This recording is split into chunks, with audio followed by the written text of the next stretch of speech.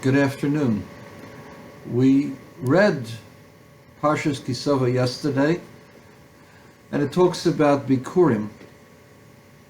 And the mitzvah of Bikurim is supposed to teach us, first and foremost, that we're not supposed to be unappreciative. But that lesson of being appreciative, you learn after a few times. You teach a child to be appreciative, to say please and thank you. How many times do you have to have that? Every year you have to go through the same process. You're showing that you're still appreciative. You've already shown that you're appreciative. So there's a higher level in doing of the mitzvahs, that the process of the doing the mitzvahs inculcates within us a desire and a nature for taking care of those that are less fortunate than ourselves. Because when you go ahead and you give up the first fruits, the stuff that you've been working on for a whole summer, and you give that up to give to someone else, and you come to the Beis Hamikdash and you see not just the Kohanim who were serving God and serving the nation, but you see the people who are the laborers, the people who are unfortunate widows and orphans who lost the one who supports them. And you realize that there are many people who are less fortunate than yourself, and you realize that the only way for them to survive is for us, the rest of us, to give them a helping hand. And so by coming to the Beis Hamikdash, we learn the responsibility that we have for others, caring for those who are less fortunate. And so the purpose of the Bikurim isn't just to learn to be appreciative, but because you're appreciative of all the blessing that God has given you, you realize that that blessing can be shared and should be shared with those who need it, who need support, and we can support them.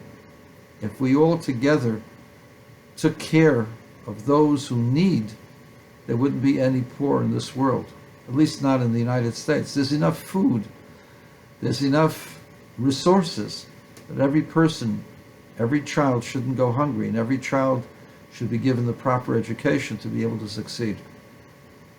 So the purpose of the Bikurim is to inculcate within ourselves the responsibility for others.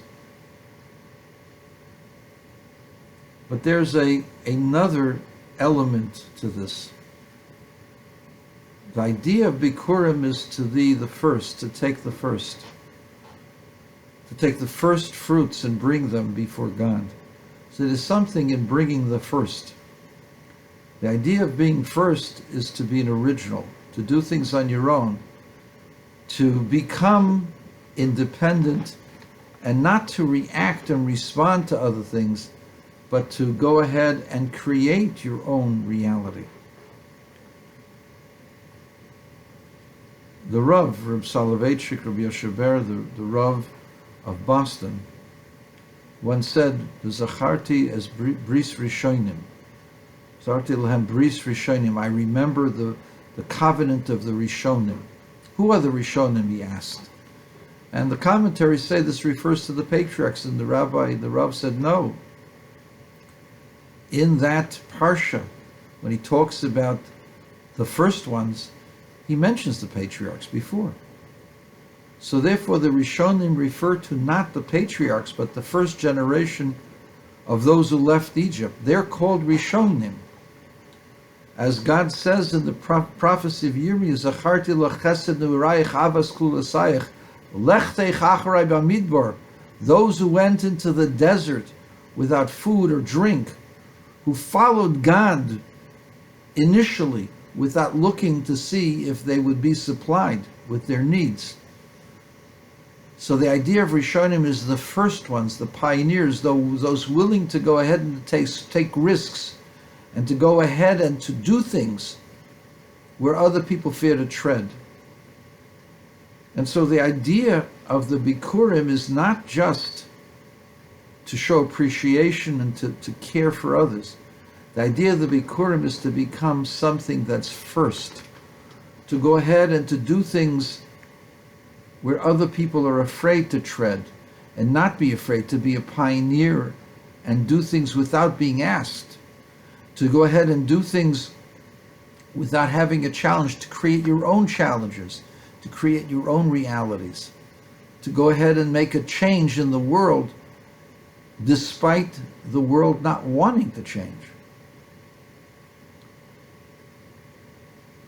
So the idea of bringing the Bikurim is to get you, to get me, to get all of us to become self-supporting, self-sufficient, and moving on our own, not waiting to react to others, but to create our own reality, our own goodness, not waiting for the other one to come to us and ask us, but to bring Yiddishkeit, to bring goodness, to create opportunities for others on our own.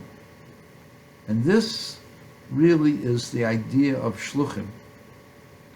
The Rebbe went ahead and created a generation of people who did not wait for an invitation. They went out to places that did not want them, to places that weren't looking for them, to places that they didn't necessarily fit in. But they came there to change the world, to change the map. And not only did they change the map for themselves, they changed the map for the entire people. So the idea of Bikurim is to become a first one, a person who's a pioneer, a person who is self-generated, doesn't wait to react to others, doesn't wait to respond, but sees what the need is and goes ahead and does it and takes care of it. So l'chaim to all the shluchim, l'chaim to all those who've gone out to create their own realities, to change their world. L'chaim to all the entrepreneurs, l'chaim to all those who have the spunk and the enthusiasm to start something where other people aren't willing to or afraid to. L'chaim to all those who go in God's ways and don't wait for somebody else to try to push them. That's the idea of the Bikurim. We have to become Bikurim. We have to become the first ones, the first things, the first in line, the first to take charge, the first to have the idea, the first to create, the first to build, and everybody else will follow.